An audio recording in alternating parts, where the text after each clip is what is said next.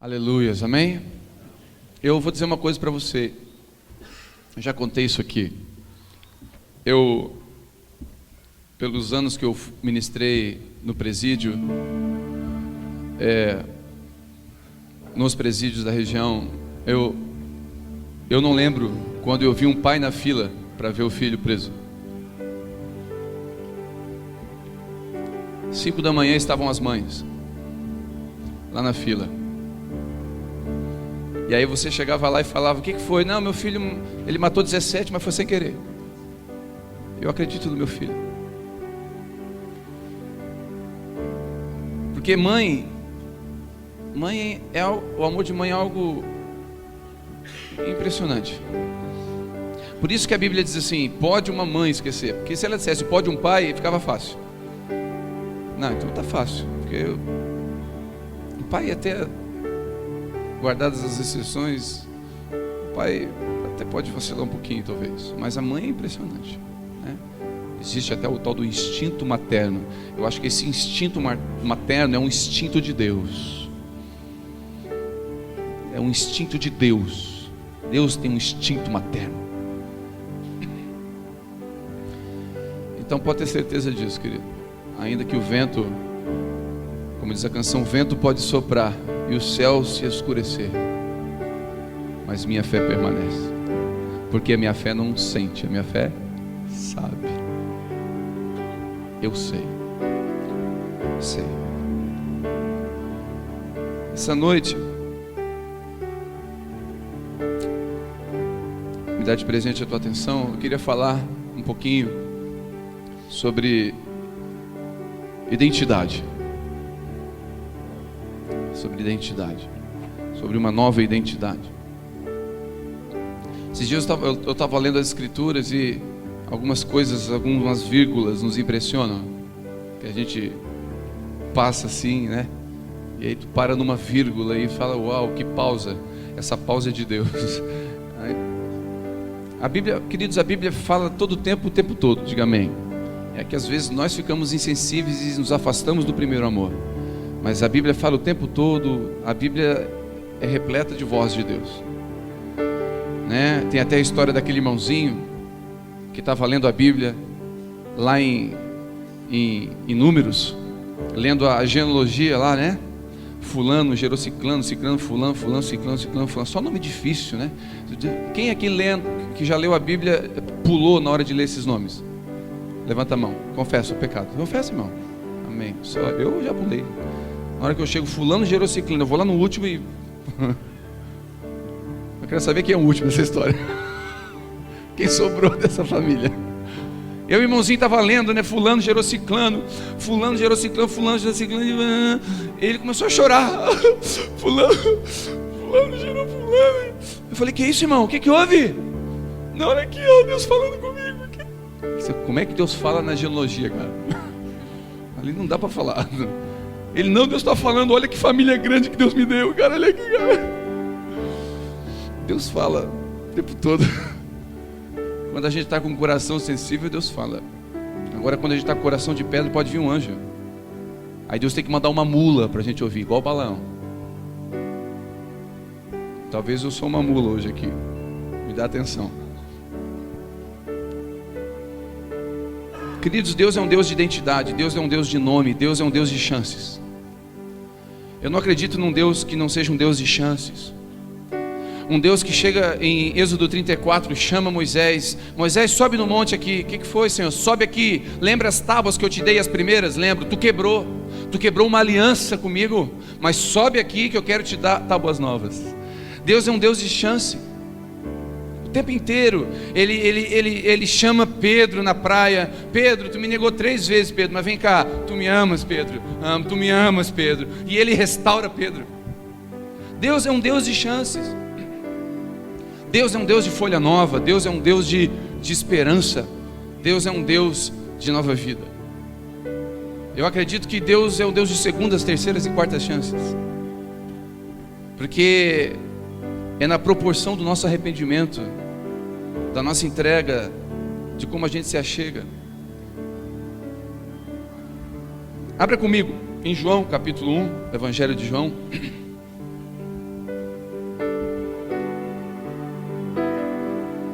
Teus pensamentos me definem.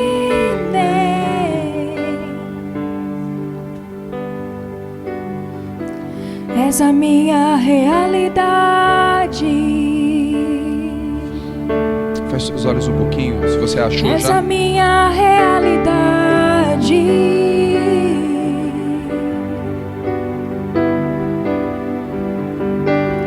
Abba, eu pertenço a ti. Você pode dizer isso, Abba, eu pertenço a ti.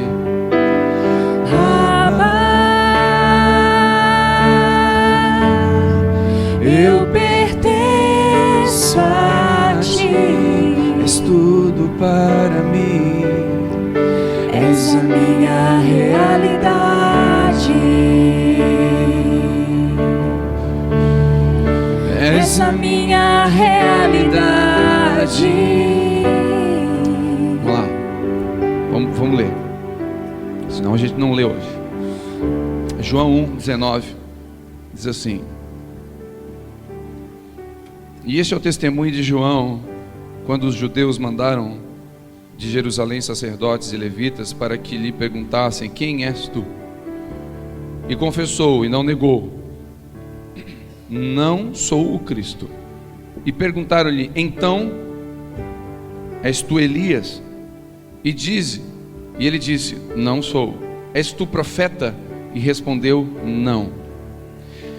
Disseram-lhe, pois, quem és, para que podemos levar a resposta àqueles que nos enviaram? Que dizes a ti mesmo? E João respondeu: eu sou a voz que clama no deserto, endireitai o caminho do Senhor, como disse o profeta Isaías. Queridos, eu vou dizer uma coisa. João foi questionado por algumas pessoas quem ele era, e a pergunta das pessoas foi o seguinte: tu é o Messias? Tu és Jesus? Ele falou: não, não sou. Então tu é Elias? Não, também não. Então tu é um profeta? Não, também não. Então defina, quem é você? Eu não sei você, mas a maioria de nós, e a maioria talvez de nós, quando perguntasse: você, cara, você é Jesus? Por quê? Estás achando? Qual a razão da pergunta? Tem algo especial? Talvez a gente receberia isso como: uau, estou me comparando com Jesus. Mas João Batista era bem definido na sua identidade. Então tu é Elias? Não, não, o profeta Elias também não sou. Tu é um profeta? Ele também não quero esse título para mim. Quem é você? E ele responde: a sua voz. Eu sou a voz.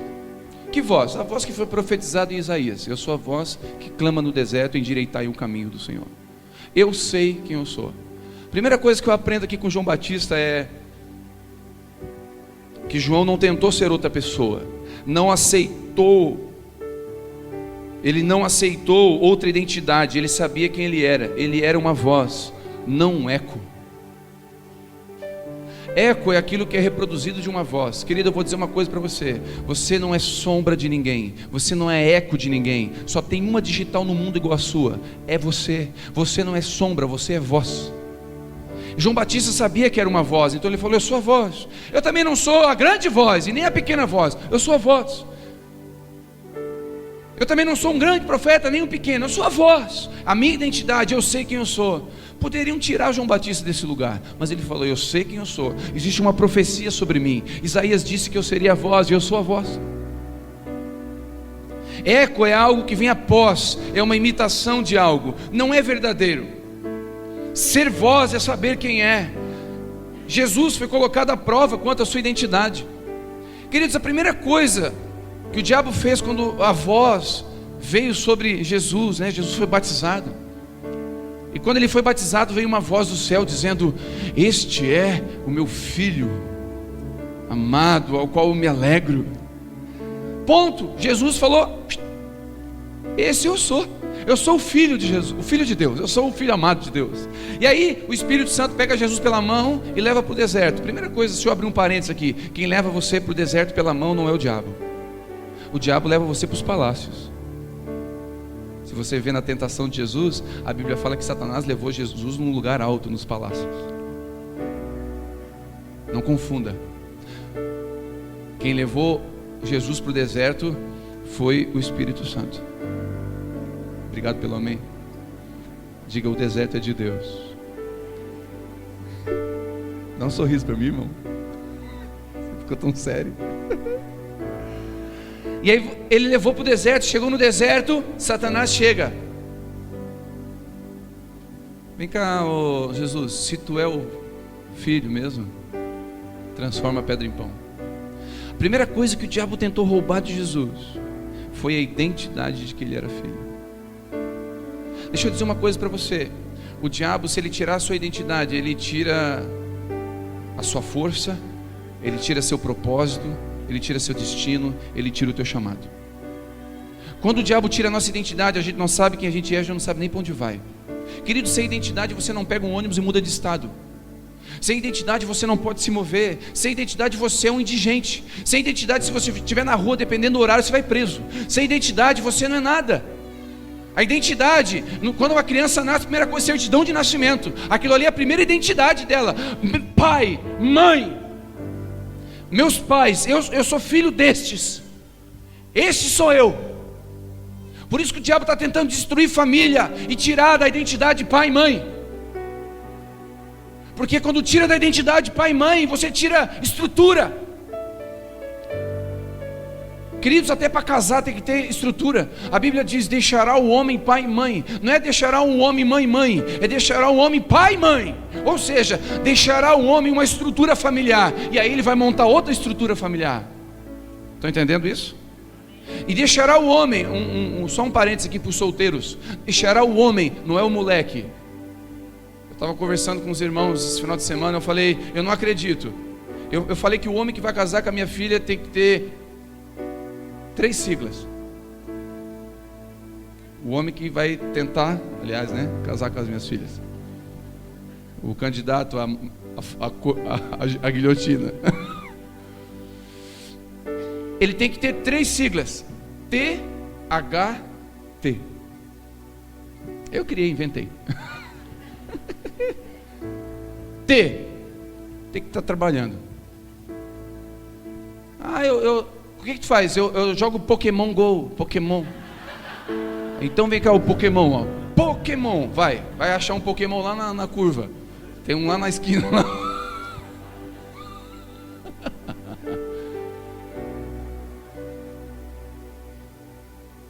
Eu não acredito que um homem fica meia tarde no videogame.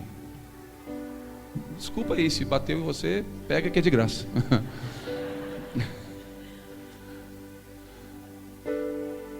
Primeiro tem que estar trabalhando. Não importa se é servente, pedreiro ou se é empresário. Se for empresário é melhor, mas não interessa.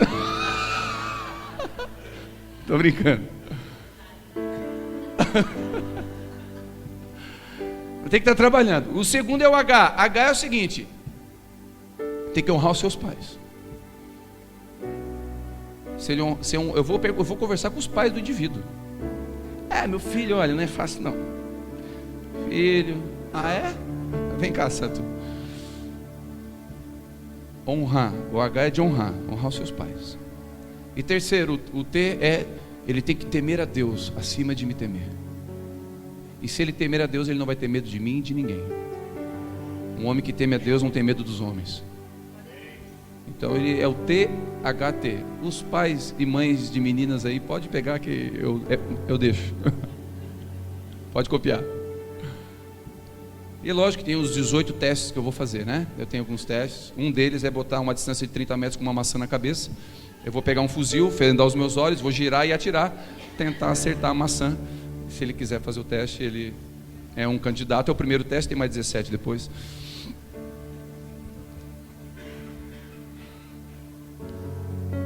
Esses dias a Vitória falou: eu acho aquele menino tão bonito. Eu falei: bonito sou eu.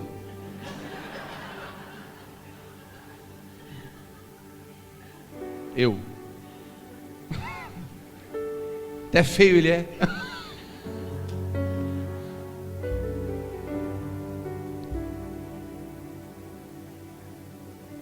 Identidade. Quem tem identidade sabe que é filho. Queridos, eu vou dizer uma coisa para você: nas escrituras, o pai, na cultura judaica, o pai tem uma responsabilidade importante. Quando a criança nascia, o pai tinha a responsabilidade de dar um nome para o filho, ou para a filha. Era a responsabilidade do pai dar um nome, não era a mãe, era o pai. E a prova disso é que quando João Batista nasceu, Zacarias estava mudo, porque um anjo fez ele ficar mudo.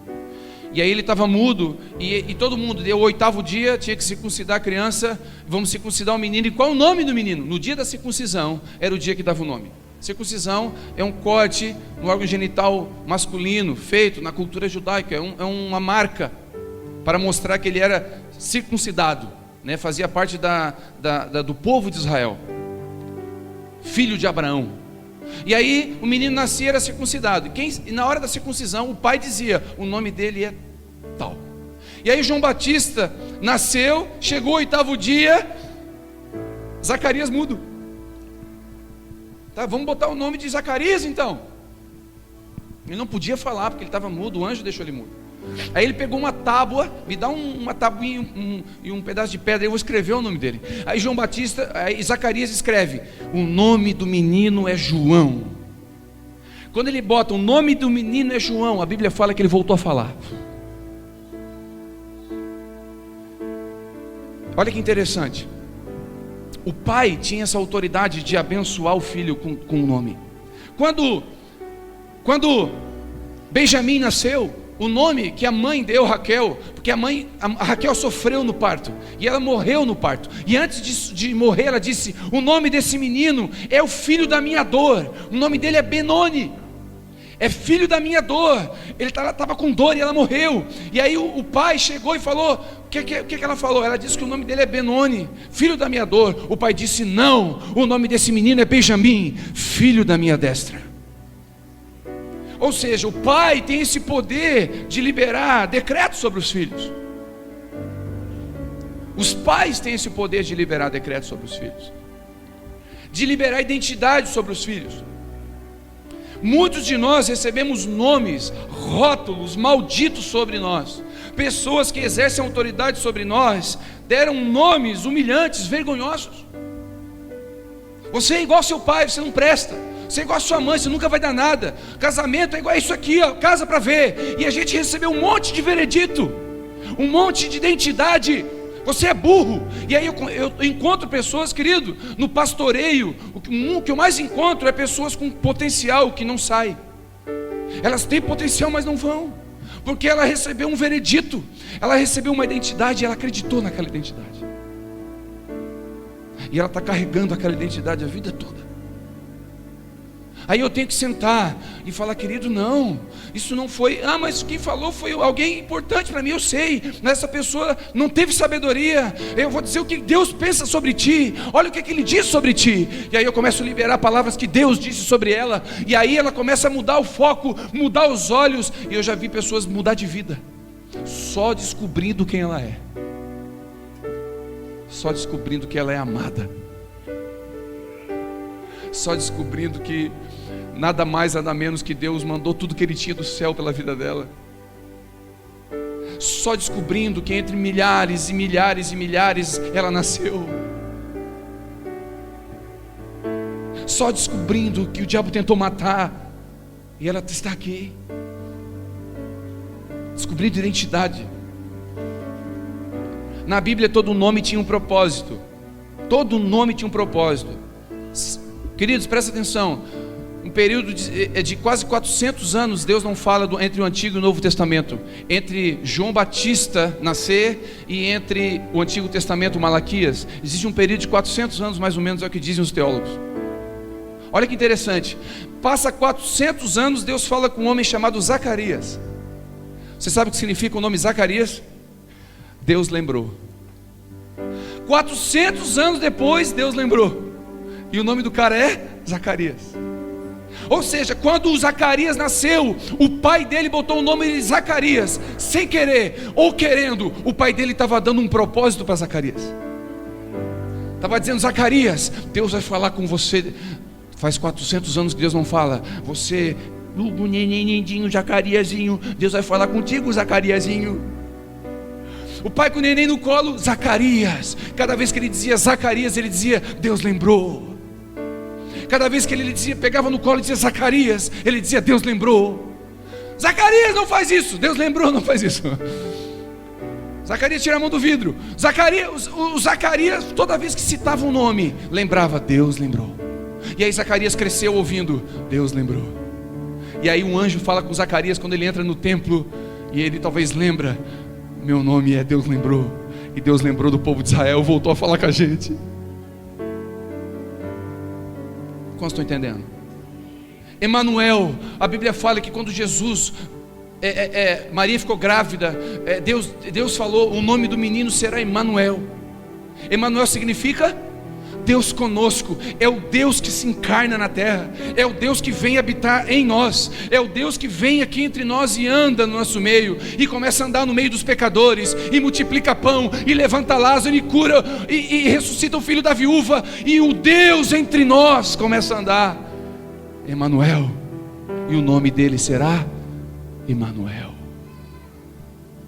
O nome tem identidade, o nome tem chamado, identidade tem tudo a ver com chamado, querido. Interessante que Deus trocou alguns nomes na Bíblia. A Bíblia fala que o nome, tinha um cara que o nome dele era Jacó. Jacó, quando ele nasceu no pé do irmão Esaú agarrado. Esaú nasceu, Jacó grudado no pé, tipo assim, eu vou pegar o teu lugar, um dia eu te pego. A Bíblia fala que Jacó significa enganador. E a Bíblia fala que os dois cresceram, Jacó virou o homem das tendas. Jacó era um menino tranquilo, 12/8, pressão 12/8. Ó, daí Jacó, como é que tá? Tô na vibe. Sem estresse, meu irmão. Mas Jacó, olha os filisteus vindo, né? Vamos orar. Não estressa não. Ô mãe, a moça tá pronta? Jacó tranquilo. Esaú era caçador. Esaú era um cara habilidoso. Vamos pra guerra, habilidoso. E a Bíblia fala que um dia Esaú chegou faminto da caça. Tô com muita fome, meu Deus, eu vou morrer de fome. E Jacó com uma panelinha de lentilha, um guisadinho. Tá querendo? Tá com muita fome mesmo? Rapaz, eu tô com fome. Então faz o seguinte, tu tem um tal de direito de primogenitura. Tu é o mais velho, tu tem uma bênção sobre ti. Tem o direito de primogenitura era uma bênção que o filho mais velho tinha. Todo filho mais velho tinha direito ao dobro da herança. E aí o Jacó, já que tu está com fome, eu estou com um prato aqui, ó. Afinal a gente pode fazer uma troca. Somebody lá. Estava vindo para cá, pensei por que não levar, porque não levar, levei. E aí Jacó dá um pratinho de lentilha, Esaú passa o direito de primogenitura. Jacó, enganador. O nome dele estava fazendo jus ao que ele fazia. Sim ou não? E aí Deus encontra com Jacó. Deus tem um encontro com Jacó e esse encontro é sinistro. Os dois entram até numa briga. E aí eles lutam a noite toda. E aí ele percebe que Deus está naquele lugar. E uma escada, e anjo subindo e anjo descendo. Ele tem uma visão. E Jacó tem uma visão. E naquilo tudo Deus vem e fala: Jacó, eu estou mudando o teu nome hoje. A partir de hoje tu não é mais enganador. A partir de hoje tu é Israel, príncipe de Deus. E se você ler a história, a partir daqui Jacó não engana mais ninguém. Porque Deus mudou a história de Jacó. Quando ele mudou o nome, ele estava mudando a identidade, ele mudou o propósito. Saulo, a palavra Saulo significa requisitado. Saulo, um baixinho, matador de crente, perseguia cristãos. E aí Deus encontra ele indo para Damasco, e aí ele cai no chão, e Jesus fala com ele: Saulo, Saulo, por que me persegues? E aí ele muda. A partir desse encontro, Deus não chama mais de Saulo. A Bíblia começa a se referenciar a ele como Paulo, que significa pequeno, requisitado, pequeno. Porque agora o próprio Paulo vai dizer: convém que ele cresça e eu diminua, que eu morra e que ele viva. Não vivo mais eu, mas Cristo vive em mim. Deus mudando a história do cara que era soberbo, arrogante, e fazendo dele pequeno.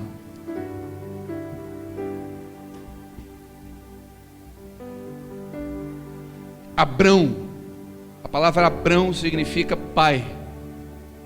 Deus encontra com Abrão e muda, chama ele de Abraão, que significa pai de multidões. E quando que Deus muda? Quando Abraão é provado e vai entregar Isaac. E ali Deus prova o coração de Abraão. Abraão entrega o seu filho para ser sacrificado. E ele bota o filho lá no holocausto, puxa o cutelo para matar o filho. E quando ele puxa o cutelo, Deus fala: não, esse cara não é só pai, esse cara é pai de multidão. Ele vai ser uma referência de fé para o resto da história. Esse cara, eu preciso mudar a história dele. E Deus vem: não faças isso, Abraão. A partir de hoje não és mais Abrão, és Abraão, pai de multidões. Deus muda a história de Abraão. A palavra Barnabé significa filho do consolo. A Bíblia fala que Paulo estava abandonado lá num canto, lá em Sara. Corta a linha, esses lugares longe assim. E a Bíblia fala que Barnabé foi lá, pegou Saulo e trouxe diante dos discípulos. A palavra Barnabé significa filho do consolo. Barnabé estava cumprindo o seu chamado. Meu nome é filho do consolo. Quem precisa ser consolado? Saulo, vem cá, Saulo. Quem precisa ser consolado? Gisele, vem cá, Gisele. Quem precisa ser consolado? Vem cá, Alice, vem cá. Eu sou filho, meu nome é esse. Essa é a minha identidade, Deus me chamou para isso. O pai, como eu falei, tinha a responsabilidade de colocar o nome sobre os filhos. Sempre que o pai dava um nome sobre o filho, mudava a história dele. E eu vou dizer uma coisa para você, partindo desse princípio, é fundamental que eu e você reconheçamos Deus como Pai. Porque hoje, quem libera a nossa identidade é Ele. Muitas vezes, queridos, eu não sei você, mas muitos de nós, às vezes, tivemos palavras que não foram palavras de bênção sobre nós. Não só dos nossos pais biológicos, mas de pastores, de líderes, de irmãos mais velhos. Palavras que a gente carrega até hoje. Palavras que a gente carrega até hoje. Eu conheço uma pessoa que tinha medo de enfrentar alguma coisa, porque ela disse que nunca terminava o que começava. Tinha sobre ela um veredito de que ela nunca concluiria as coisas. E eu comecei a profetizar: não, tu vai concluir sim. Ela começou a concluir as coisas, começou a terminar, começou a estudar, tirou carteira, começou a desenvolver, começou a concluir aquilo que começou a ter propósito, porque alguém estava em cima dela dizendo: eu acredito em você, você é uma bênção, tem um favor de Deus sobre você, você vai ser um bom marido. Mas eu não tive referência. Deus é a tua referência a partir de hoje. Você vai ser um bom marido. Mas a minha casa era uma tribulação. Mas a referência sua não é a tua casa. A tua referência é o céu. A sua referência é o céu. E Deus, sempre que Deus vem sobre nós, a primeira coisa que Ele fala é: vocês são filhos, vocês são herdeiros, vocês não são empregados. E muitos de nós vivemos como empregado, não como filho. Existe diferença entre filho e empregado. Sabe por quê? Porque o empregado, ele trabalha por salário, trabalha por bênção, trabalha por lucro. O filho trabalha por honra. Meu pai está aqui, eu falo, trabalhava com ele de servente pedreiro. Nunca me deu salário. Tem advogado que eu vou processar agora. Nunca me deu salário. Mas por que não me deu salário? Porque eu não tenho salário, eu sou filho, eu tenho herança. Amém, queridos? Então eu nunca trabalhei por salário, eu trabalhei porque era o meu pai. E meu pai pedia, eu trabalhava. E muitos de nós estamos trabalhando com Deus, andando com Deus, por salário, por recompensa. Eu vou fazer tal coisa, Deus me dá tal coisa. Você está andando com a mente de empregado, não com a mente de filho. A mente de filho não trabalha para ganhar alguma coisa, trabalha porque ele é pai, porque ele é bom, e eu vou fazer para ele porque ele é meu pai. A nossa identidade muitas vezes fica como de empregado, não de filho. Querido, filho o empregado é dispensável, é substituível. O empregado, quando não está servindo bem, vai embora. Não está dando lucro, substitui. Filho é insubstituível. Filho a gente perdoa 70 vezes 70 mil. E a gente anda com Deus como se fosse empregado. Ai, Deus não me quer mais. Ai, nunca mais vai me usar. Ai, pisei na bola, vacilei, meu ministério acabou, perdeu tudo, acabou. Não, e o pai está ali dizendo: querido, vem cá, eu te renovo. Mas de novo, Senhor, eu te renovo. Mas de novo, eu te renovo, porque eu sou teu pai, eu acredito em você, tenho uma identidade sobre você. Como estão entendendo? O empregado pode ser uma ameaça, porque o empregado pode pegar o lugar do chefe. Né? Uma vez um pastor, não sei se eu já contei aqui, o pastor estava pregando e estava dizendo assim: irmãos, vocês têm que ser ousados. Você tem que olhar para o seu chefe lá na empresa, assim, ó, vou pegar esse lugar. Um dia eu pego esse lugar. Ele estava pregando isso. Aí olhou para o lado, estava um presbítero assim, ó.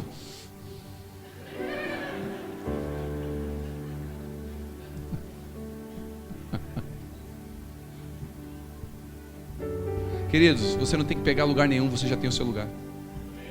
Amém, queridos? Você já tem o seu lugar na mesa.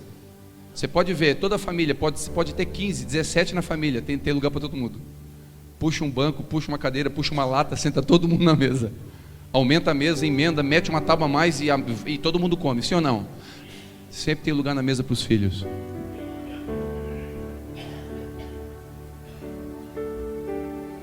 Empregado veste a camisa da empresa, empregado veste a camisa da igreja. Eu sou da igreja. Eu era pobre, eu não tinha nada, agora eu tenho 7 celulares e 2 carros, e eu sou a...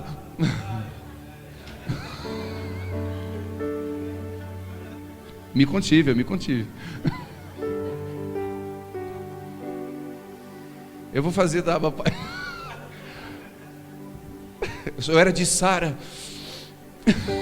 Deus me trouxe para Criciúma.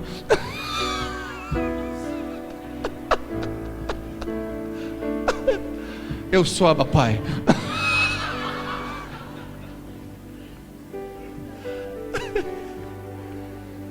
Queridos, empregado veste a camisa da igreja. Querido, em nome de Jesus, não vista a camisa da Abba Pai, vista a camisa do reino de Deus.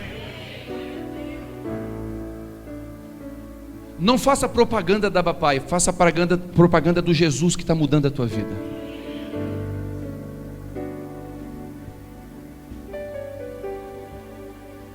Empregado desfruta do conforto do seu trabalho, prefere a bênção do que o abençoador. Faz 7 semanas de campanha, ganha a bênção e vai embora.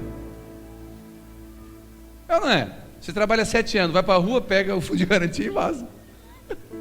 Tchau. E a partir dali alguns até processam a empresa. Filho desfruta da presença do pai, prefere o pai do que a herança, prefere o abençoador do que a bênção.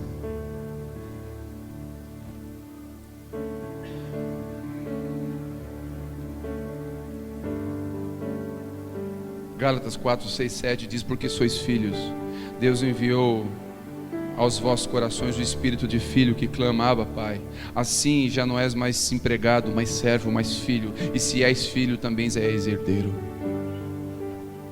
Empregado anda debaixo de regulamento. Regulamento é frio, regulamento é sem graça, regulamento é religioso, regulamento é sem vida. Regulamento é fazer por fazer, vai no culto por ir, oferta por ofertar, dá o dízimo por dar, chama Deus de chefe. Filho anda em relacionamento, é empolgante, convida por amor, oferta com alegria, anda anda não por obrigação, mas por prazer. Chama Deus de Pai antes de chamar de Jeová Jireh.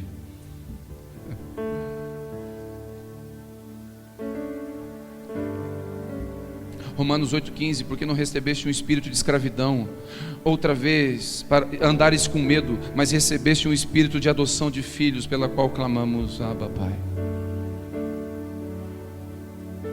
Na revelação do Filho não existe medo.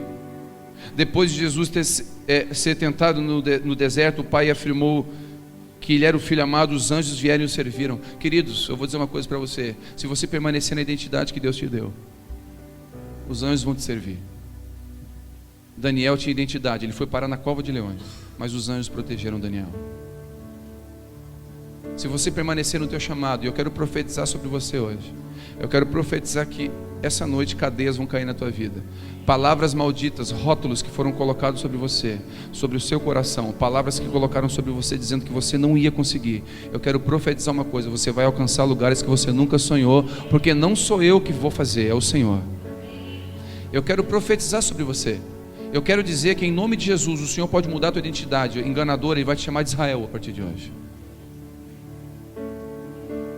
Depressiva, Ele vai te chamar de alegre a partir de hoje. Sem vida, Ele vai te chamar de frutífera a partir de hoje. Eu vi uma cena do filme Quarto de Guerra, em que uma mulher recebe uma palavra, recebe Jesus no casamento, e aí o casamento dela está indo por terra.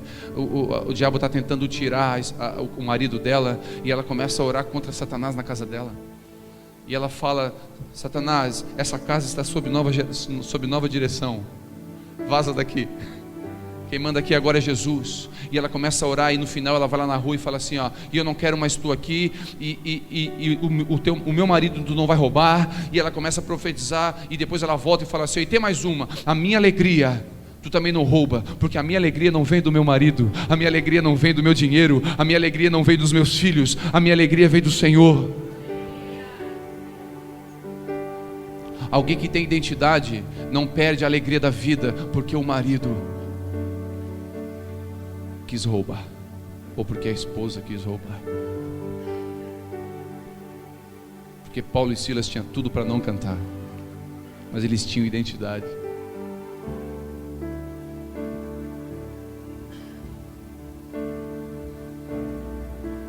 Deixa Ele afirmar você. Você é insubstituível.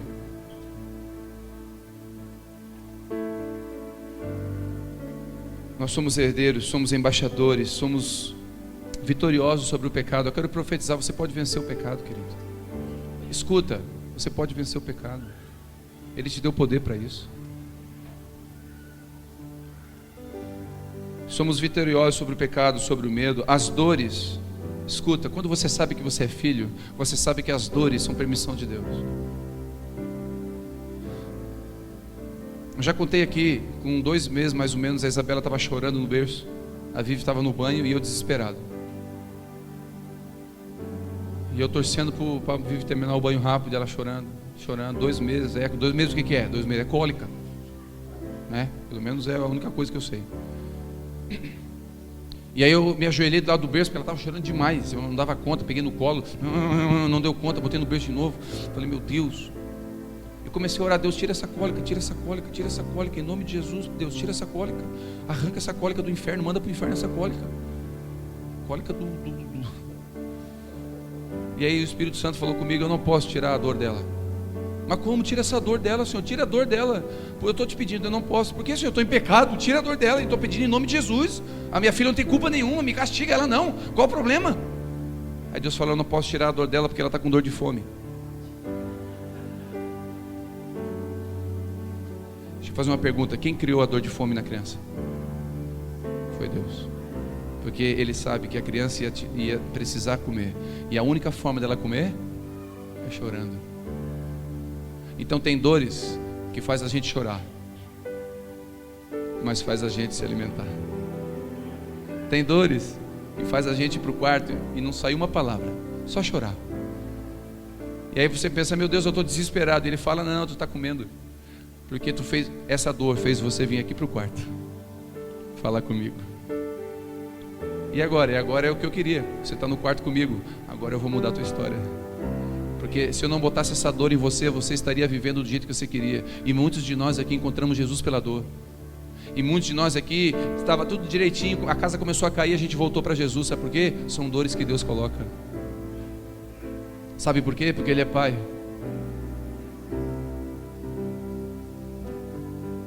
Quando você sabe que você é filho, Ele é Pai, os desertos são do Pai. Deuteronômio diz que assim como um pai conduz um filho nos braços, assim eu conduzo vocês pelo deserto. O deserto é de Deus. Ele quer afirmar nessa noite eu e você, querido. Eu não sei até onde você precisa arrancar alguns rótulos da sua vida, mas eu quero profetizar sobre você. Você é amada de Deus. Talvez as palavras que o seu marido libera sobre você não são essas. Talvez as palavras que seus pais liberaram sobre você. Aliás, talvez você nem teve um pai presente. Talvez você é órfão de pai vivo. Talvez não teve alguém que afirmou você desde pequeno. Querido, a Vitória, quando a Vivi estava grávida, eu comecei a profetizar na barriga. Eu falei, tu é linda, tu é preciosa, tu é amada do Pai. Querida, a Vitória, ela é a minha cara e ela é feliz da vida. Vitória tem identidade, querido. Pode chegar para ela e falar assim, tem a cara do Pai. Fala, se é uma coisa que a Vitória não tem, é falta de identidade. A Vitória, se é uma coisa que ela tem, é personalidade. Porque desde a barriga eu digo, tu é linda, tu é preciosa, tu é forte, o teu nome é Vitória. A Vitória não perde, tu é Vitória. Quando a Vivi ficou grávida da Vitória, Deus falou para a Vivi, o nome vai ser uma menina. E o nome dela vai ser Vitória. E a Vivi falou para mim, Thelmo, o que tu acha? Eu falei, Vitória. Deus falou, tá falado. Vitória. Desde pequenininho, Vitória, Vitória, Vitória, Vitória, querida. Não tem desafio que ela não queira vencer. Porque teve alguém profetizando desde cedo, mas talvez eu e você, muitos de nós não tivemos alguém profetizando quando estávamos na barriga. Pelo contrário, muita gente profetizou, por que está aí? Vai atrapalhar a gente. Veio na hora errada. Muitos de nós recebemos vereditos do tipo, por que nasceu? Tu não te cuidou, era para te cuidar. O que houve? Olha o problema que veio. Agora vamos se endividar. Relaciona filho a dinheiro. Queridos, não vem falar comigo essas coisas, porque eu não gosto muito de ouvir essas coisas do tipo, agora minha esposa está grávida, agora nesse momento difícil. Que momento? Da crise. Eu falei, querido, filho é bênção, filho é herança. Bem-aventurado que os tenham os montes ao redor da mesa. Filho é bênção. Mas querido, sabe por quê? Porque esse mundo capitalista ensina para nós que filho é dinheiro. Você entendeu, eu falei capitalista mesmo, é isso mesmo. Porque daí tem que ter o quarto sob medida. Se não tiver, não vai ter graça. Querido, se tiver um quarto sob medida, faz 2 até, de 2 cores diferentes, se ele gostar. Tem condição, faz 2 quartos sob medida. E se sobrar, faz um para mim lá em casa. Não tem problema não. Tem um quarto sob medida. Mas se não tiver, não tem problema. O Senhor deu, é bênção. Libera palavras de bênção sobre ele, sobre ela. Eu conheço um casal que o filho era mais aquele bicho do Tasmania. Parecia. Era uma mistura de devorador com Tasmania. O menino era endemoniado. Não, desculpa gente, mas o menino era sério. Assim, naquele tempo não tinha esse negócio de TDA, DDA e esses negócios de transtorno de não sei de onde. Eu não sei, ele tinha todos esses TDA na cabeça dele. Ele tinha tudo, ele era TD tudo. E eu lembro dos pais dizendo sempre, vem cá minha bênção.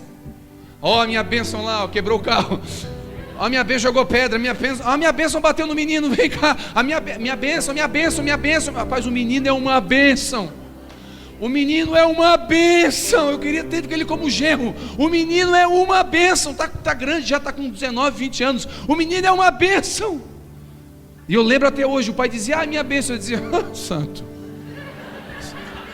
inocente, sabe nada. Eu dizia, pai, meu pai é louco mesmo, né? Eu não tinha filho, eu dizia, pai, por favor, me enxerga, né? Mas o pai estava profetizando, minha bênção, o menino é uma bênção. Se eu for resumir, o nome do menino é uma bênção, o nome do menino. Sabe por quê? Porque teve pais que tiveram ousadia de profetizar. A Bíblia fala que a vida e a morte estão no poder da língua. Aquilo que nós liberamos tem poder. E a pergunta é, o que nós estamos liberando sobre nossos filhos? Tu é burro mesmo, né? Não adianta te ensinar. É veredito. Você está liberando isso. O que você libera sobre a sua esposa? O que você libera sobre a igreja? O que você libera sobre o Brasil? Se o Brasil é uma desgraça, eu vou sair daqui. Vai continuar uma desgraça para a tua vida.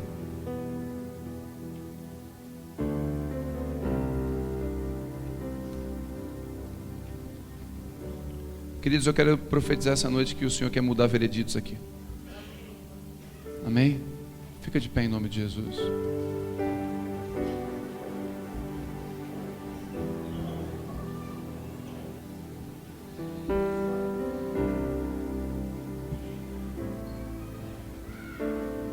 Ouça.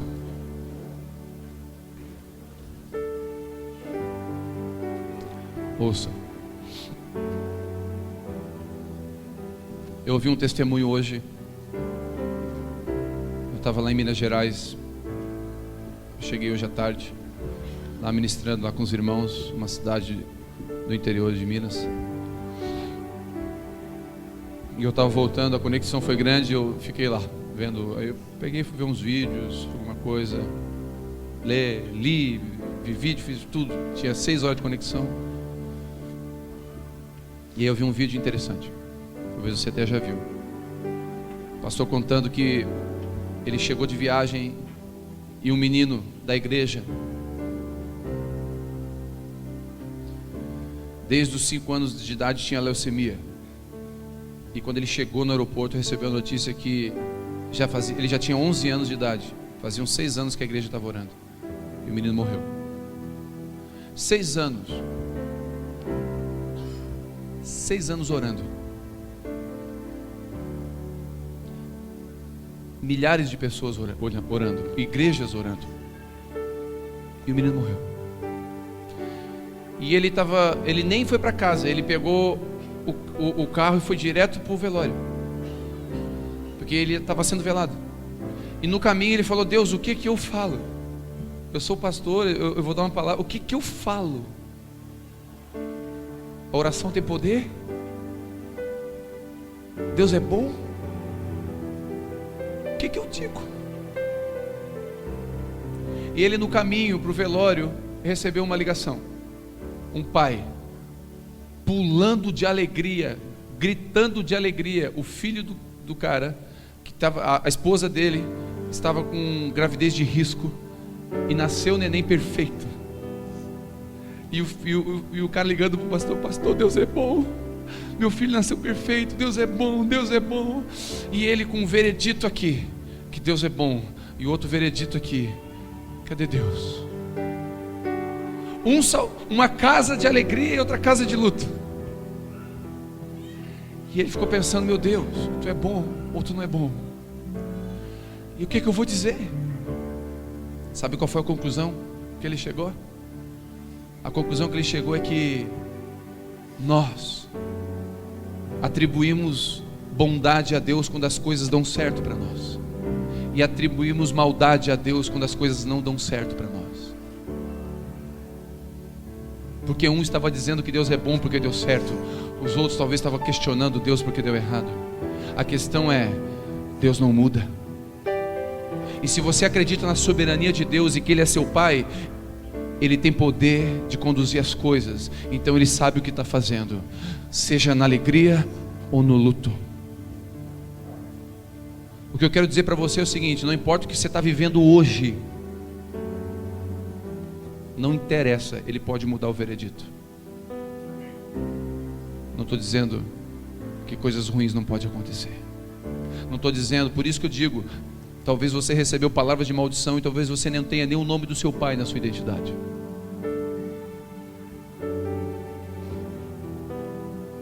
Talvez você, mãe, está lutando contra isso. Pai, você está lutando com isso, com ausências. Mas eu quero dizer, tem um Deus que eu conheço, que é presente. E Ele quer mudar a sua história, Ele quer mudar o seu nome.